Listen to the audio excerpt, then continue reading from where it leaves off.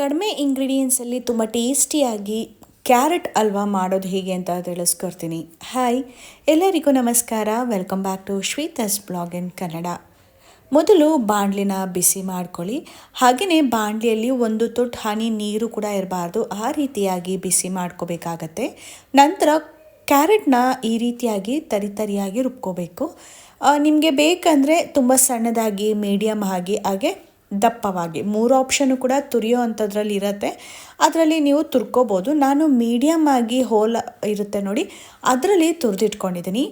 ನಂತರ ಒಂದು ಬಾಣಲಿಗೆ 1 ಸ್ಪೂನ್ ಆಗೋಷ್ಟು ತುಪ್ಪನ ಹಾಕ್ಕೊಂಡಿದ್ದೀನಿ.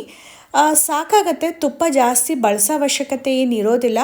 ಆದರೆ ನಿಮಗೆ ಆ ಫ್ಲೇವರು ಕೂಡ ತರೋ ಹಾಗೆ ನೀಟಾಗಿ ಕುಕ್ ಮಾಡ್ಕೋಬೋದು. ಈಗ ತುಪ್ಪ ಕಾದಿದ ನಂತರ ಅಂದರೆ ಕರಗಬೇಕು. ನಂತರ ತುರಿದಿಟ್ಕೊಂಡಿರುವಂಥ ಕ್ಯಾರೆಟ್ನ ಹಾಕ್ಕೊಂಡು ಫ್ರೈ ಮಾಡ್ಕೋಬೇಕು. ನಾನಿಲ್ಲಿ ಮೀಡಿಯಮ್ ಆಗಿರುವಂಥದ್ದು, ಅಂದರೆ ತುಂಬ ದೊಡ್ಡದು ಅಲ್ಲ ಚಿಕ್ಕದು ಅಲ್ಲ, ಮೀಡಿಯಮ್ ಆಗಿರುವಂಥ ಒಂದು 5 ಕ್ಯಾರೆಟನ್ನ ತುರಿದಿಟ್ಕೊಂಡಿದ್ದೀನಿ.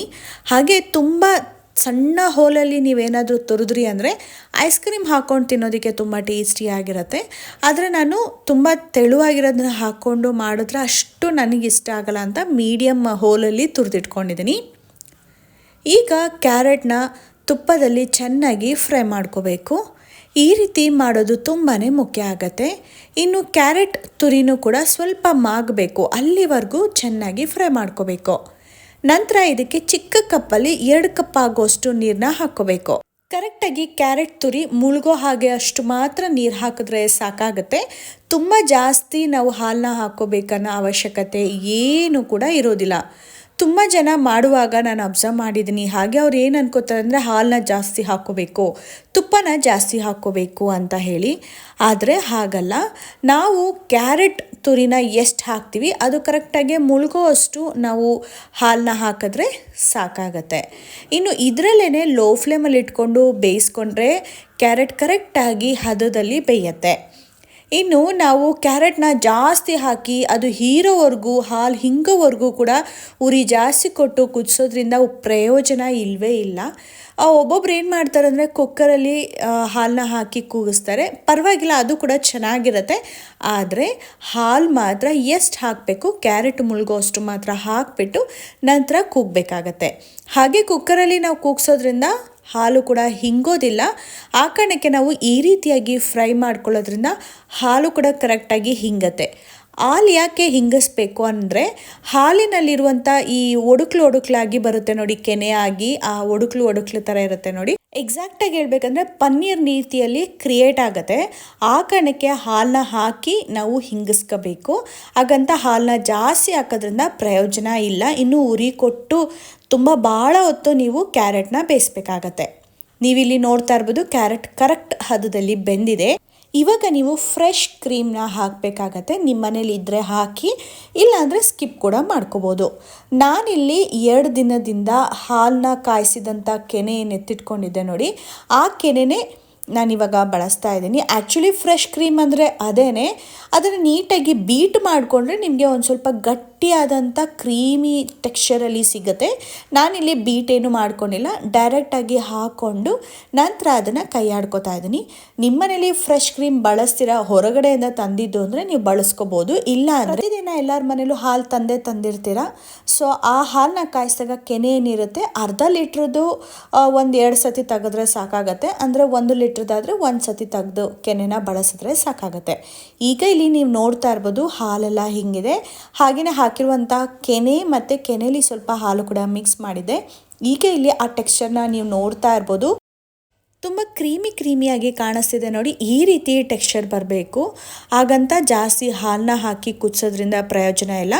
ನಾವು ಹಿಂದಿನ ದಿನ ಅಥವಾ ಬೆಳಗ್ಗೆನೆ ಹಾಲು ಕಾಯಿಸಿರ್ತೀವಿ ನೋಡಿ, ಅದ್ರ ಕೆನೆ ಹಾಕಿದ್ರೆ ಸಾಕಾಗತ್ತೆ. ಈಗ ಇಲ್ಲಿ ನಾನು ಸಕ್ಕರೆನ ಹಾಕೋತಾ ಇದ್ದೀನಿ. ಅರ್ಧ ಬಟ್ಲಾಗೋಷ್ಟು ಸಕ್ಕರೆನ ಮಾತ್ರ ಹಾಕೋತಾ ಇದ್ದೀನಿ. ಹಾಗೆ ನಿಮಗೆ ಬೇಕಂದರೆ ಬೆಲ್ಲನೂ ಕೂಡ ಹಾಕೋಬೋದು, ಅದು ಕೂಡ ತುಂಬ ರುಚಿಯಾಗಿರುತ್ತೆ. ನಾನಿಲ್ಲಿ ಸಕ್ಕರೆನ ಬಳಸ್ತಾ ಇದ್ದೀನಿ.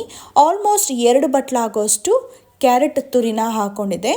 ಇದಕ್ಕೆ ನಾನು ಅರ್ಧ ಬಟ್ಲಾಗೋಷ್ಟು ಶುಗರ್ನ ಹಾಕೋತಾ ಇದ್ದೀನಿ. ಯಾಕಂದರೆ ನಾವು ಕ್ಯಾರೆಟ್ನ ಫ್ರೈ ಮಾಡಿ ಬೇಯಿಸಿದಾಗ ಸ್ವಲ್ಪ ಮಾಗತ್ತೆ, ಆವಾಗ ಕ್ವಾಂಟಿಟಿ ಕಡಿಮೆ ಆಗುತ್ತೆ, 1.5 ಬಟ್ಲಾಗೋಷ್ಟು ಆಗುತ್ತೆ. ಅದ್ರ ತಕ್ಕಂತೆ ಸಕ್ಕರೆನ ಹಾಕೋಬೇಕು. ಈಗ ಸಕ್ಕರೆನೂ ಕೂಡ ಹಾಕ್ಕೊಂಡು ಲಿಡ್ನ ಕ್ಲೋಸ್ ಮಾಡಿಕೊಂಡು ನಂತರ ಬೇಯಿಸ್ಕೊತಾ ಇದ್ದೀನಿ. ಇಲ್ಲಿ ನೀವು ನೋಡ್ತಾ ಇರ್ಬೋದು ಸಕ್ಕರೆ ಕರಗಿದ ಮೇಲೂ ಕೂಡ ಮತ್ತೊಮ್ಮೆ ಈ ಹಲ್ವಾ ಸ್ವಲ್ಪ ತೆಳುವಾಯಿತು. ಈಗ ಮತ್ತೆ ಲಿಡ್ನ ಕ್ಲೋಸ್ ಮಾಡಿ ಸ್ವಲ್ಪ ಒಂದು 2-3 ನಿಮಿಷ ಬೇಯಿಸಿದ್ರೆ ಸಾಕಾಗತ್ತೆ. ಗಟ್ಟಿ ಆಗೋದಕ್ಕೆ ಶುರುವಾಗತ್ತೆ. ಇಲ್ಲಿ ನೀವು ನೋಡ್ತಾ ಇರ್ಬೋದು.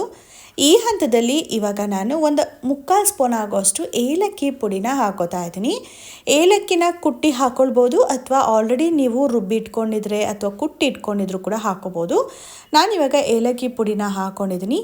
ಈಗ ನೀವು ನೋಡ್ತಾ ಇರ್ಬೋದು ಎಲ್ಲೂ ಕೂಡ ಹಾಲಾಗಿರಲಿ ಹಾಗೆಯೇ ಸಕ್ಕರೆ ಕರಗಿದ ಮೇಲೆ ಆ ನೀರು ಥರ ಇತ್ತು ನೋಡಿ, ತೆಳುವಾಗಿತ್ತು ನೋಡಿ, ಅದು ಎಲ್ಲೂ ಕೂಡ ಇಲ್ಲ. ಇವಾಗ ಕ್ಯಾರೆಟ್ ಹಲ್ವಾ ರೆಡಿ ಆಯಿತು. ಈಗ ಡ್ರೈ ಫ್ರೂಟ್ಸ್ನ ಹುರ್ಕೊಳ್ಳೋಣ.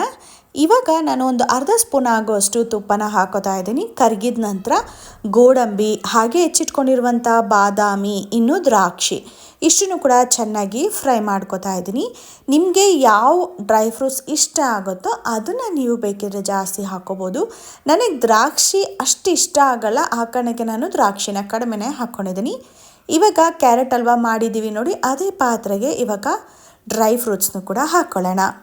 ಸೊ ಇವಾಗ ರೆಡಿ ಆಯಿತು ನೋಡಿ, ತುಂಬ ಟೇಸ್ಟಿಯಾಗಿರುವಂಥ ಕ್ಯಾರೆಟ್ ಹಲ್ವಾ. ನೀವು ಕೂಡ ಒಮ್ಮೆ ಸಿಂಪಲ್ಲಾಗಿ ಈ ರೀತಿ ಮಾಡಿ. ಹಾಗೆ ಮಿಲ್ಕ್ ಕ್ರೀಮ್ ಇಲ್ಲ, ಕೆನೆ ತೆಗ್ದಿಕ್ಕಿಲ್ಲ ಅಂದರೂ ಕೂಡ ತಲೆಯೇ ಕೆಡಿಸ್ಕೊಳ್ಳೋಕೆ ಹೋಗಬೇಡಿ. ಅದನ್ನು ಬಿಟ್ಟು ಮಾಡಿ, ತುಂಬ ಟೇಸ್ಟಿಯಾಗಿರುತ್ತೆ. ಹಾಗೆ ನೀವು ನೋಡಿದ ಹಾಗೆ ನಾನು ಬಳಸಿದ್ದೆ 1 ಸ್ಪೂನ್ ತುಪ್ಪ, ಹಾಗೆಯೇ ಡ್ರೈ ಫ್ರೂಟ್ಸ್ ಹುರ್ಕೋವಾಗ ಒಂದು ಅರ್ಧ ಸ್ಪೂನ್ ತುಪ್ಪ. ಜಾಸ್ತಿ ತುಪ್ಪ ಹಾಕಬೇಕು ಅಂತ ಏನೂ ಇಲ್ಲ.